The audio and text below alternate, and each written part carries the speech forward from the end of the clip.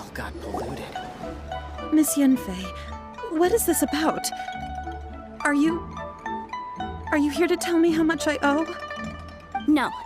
What I wanted to talk about is, there is a chance that the Orin laid on those hairpins may not be Smaragdus Jadeite after all.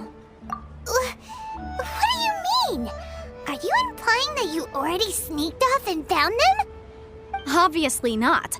I'm no adventurer, let alone a member of the guild. I don't run thankless, time-consuming errands for a living. Let's just say I made some deductions. I don't know if Granny told you this, but Smaragdus Jadeite is found deep underground and contains very concentrated elemental energy.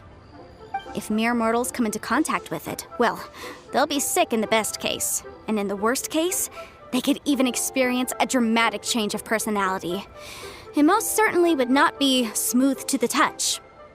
Mr. Chow, did you at any time feel unwell while the hairpins were in your possession? No, not at all. I felt perfectly fine the whole time. Not even the slightest bit unwell. I didn't feel anything special at all, in fact. Now that is strange. I noticed earlier that there were elemental traces in Mr. Crossel's vicinity. If I've deduced correctly, he may still have the Smaragdus Jadeite in his possession. If that's the case, we should go confront him right now and expose his dirty scam right to his face! Absolutely not. If we were to confront him now, there's no way he would admit to it. Eventually, he would find some argument to compel us to leave. And then, he'd throw the Smaragdus Jadeite into the sea the moment we were gone. After that, he would simply insist that Mr. Chow pay up per the contract. He would lose nothing. Meanwhile, we would have to look under every stone in Liyue, hoping and praying that the hairpins do actually still exist somewhere in this world. So vivid that Paimon thinks it might be experience talking. Oh, it certainly is. I've seen my fair share of situations like this, and brute force methods are certainly one way of resolving them. Fortunately, I have far more elegant solutions at my disposal. I'll share them with you in due course. Well then, since you're so experienced in dealing with problems like this, perhaps you could help me, Miss Yenfei. Oh, that won't be a problem. But first, Mr. Chow, can I ask you to please sign this contract? Huh? Does there have to be a contract for everything? Paimon can't even keep track. It feels like Yanfei is even more concerned with them than a certain someone else we know. These are my formal terms of engagement. Everything prior to now has just been pro bono advice. But for me to investigate any further, I require a written contract. Any work commissioned but not bound by a contract cannot be relied upon. I understand. Then I will be glad to place this matter into your capable hands if you will take it, Miss Yenfei. No problem. Just sign here, and I'll sign too. Okay. Now write your address here, and then sign on this page as well. And I'll also need your signatures on pages 5, 7, and on the very last page. Finally, if you could just use this ink pad to make a handprint over here. This contract has so many pages. Paimon's all out of brain juice again. All right, that should do it. My fees are the same as always, and they're written in the contract. Have a look through and let me know if you have any questions. I've had a read through. Everything checks out. Well then, here's your copy of the contract. I will retain the other copy. Not for now, no. Despite how intractable this problem might sound, it will actually be quite straightforward to resolve, once we've got some things squared away. I don't believe you have been part of an investigation like this before, in which case, hopefully this should be quite the experience. Miss Yenfei, I have to ask, why are you helping me? Because, as it happens, I'm currently trying to acquire some Smaragdus Jadeite myself. I noticed strong traces of geo-energy around Mr. Crossel, so perhaps he has, in fact, secured some. Whether he actually made it into an item of jewelry or not is a separate matter, but either way, it's a lead. As long as we follow it, who knows? We might just be able to get our hands on some Smaragdus Jadeite. Also, the idea of someone abusing the law to their advantage, I won't stand for it. But again, let's not dwell on this. Let's go to... where can we find someone who processes ore? Ah, I I've got it. Let's pay a visit to Chateau, the boss of the Jade Mystery. He's a professional when it comes to working with stone and ore. If Mr. Crossell had his ore worked on at all, Chateau would undoubtedly have been his first choice.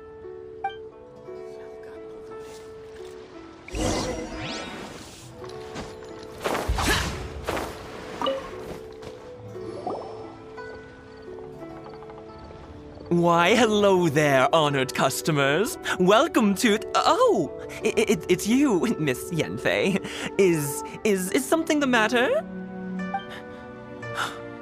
Surely not more spurious claims that my jade betting is rigged and no one can ever win? Oh, I swear on all that is sacred. No, nothing of the sort. Has a Snezhnine merchant named Crossell enlisted your ore processing services recently by any chance? A Snezhnine merchant named Crossell, you say? I do remember that. He brought me a piece of ore, claiming that it was Smaragdus Jadeite. That was the first time I'd ever encountered it, so I had no way of telling if it was really Smaragdus Jadeite or not. But if a customer insists, far be it from me to contradict them. He was quite generous with his money, too, so I didn't give it too much thought. I processed the ore as per his request. Do you have any leftover debris from your work on it? Why, yes. It was my first time encountering this ore, after all, so I kept a few loose shavings to study myself later. They're right over there, in fact. Thank you, sir. We'll take a look at them.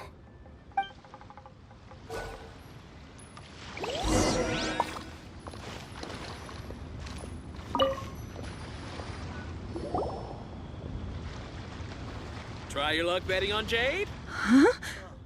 If my eyes don't deceive me, the cross-sections and patterning suggest that these are Smaragdus nephrite shavings. Yes, it's not particularly rare, nor is it especially valuable. It's used to make jewelry all the time. I've heard it said that Smaragdus nephrite is in fact the outer layer of Smaragdus jadeite, though no one's ever proven it. A thin layer of separation, huh?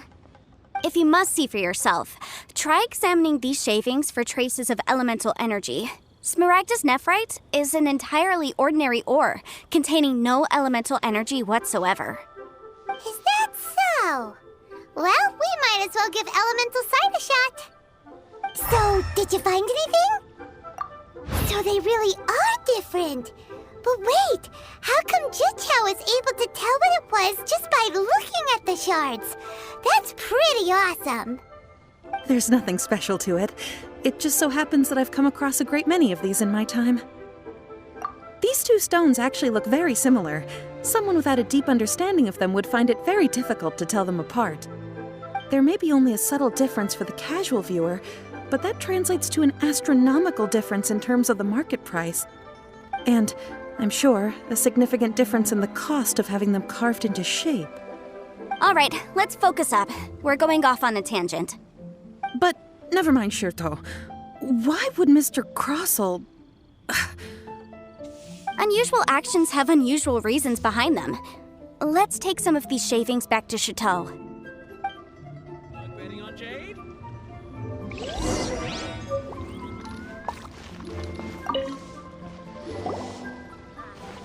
Miss Yenfei? Might I be so bold as to inquire, If you could just confirm for me once more, sir, Mr. Crossell did indeed claim that the ore he brought to your store was in fact Smaragdus Jadeite, did he not? Yes, that's right. I still have a record of the job with me, in fact. Here. It says quite clearly, 1 chunk Smaragdus Jadeite, uncut. Then I have no further questions. But could I borrow the processing record and these stone shavings? Of course. But might I ask why you need them? Oh, I have my reasons. Yes. Please sign here on this affidavit. This document shall serve as signed proof that these stone shavings originated from the, ore that Mr. Crossell brought to your store. Please read it carefully. Yes, I see. Forgive me for asking again, Miss Yenfei, but Might I know the nature of the incident on this occasion? I wouldn't say there's been an incident, just a minor issue. Thank you, sir. I'll take these with me. With this hard evidence to back us up, Kroso won't dare try to deny what he did! On the contrary, this is far from sufficient to build a case. We need to find something a little more compelling. If you want to make jewelry, you need a professional jewelsmith. Let me think. Jewelry. Nope. Aha! Got it! Singsi. She often helps people to find a jewelsmith. Let's go pay her a visit. Well, that was quick.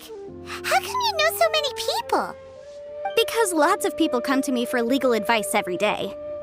As you know, Liyue Harbor is the city of contracts. And contracts, well, I should say laws, are very important to us. But the amendments made by the Tianquan to our laws are unnecessarily complicated. How can I put this? It just seems like they're hard to understand and impossible to finish. As such, legal advisors like myself provide quite the popular service indeed. So you help them make sense of the law. But didn't you say that it's hard to understand and impossible to finish? Yes, well, that's no obstacle because I've memorized all the legal codices. You memorized them? You sound surprised. Knowing the law inside out is a legal advisor's bread and butter, you know? Oh, this has nothing to do with being an adeptus. I just like reading things. Again, with that casual tone. Well, that's that then. Let's go look for Singsi.